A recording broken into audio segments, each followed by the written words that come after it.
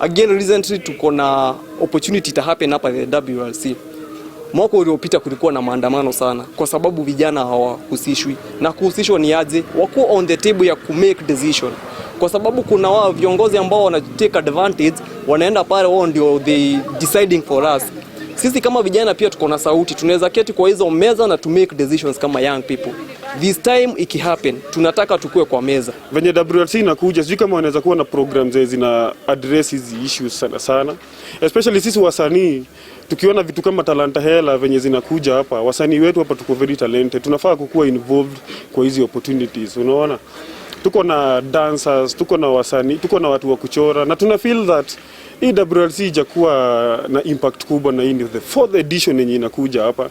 Hii event inafaa kuwa immortalized hapa Naivasha, inafaa kuwa kitu yenye iko na kumbukumbu sana hapa Naivasha.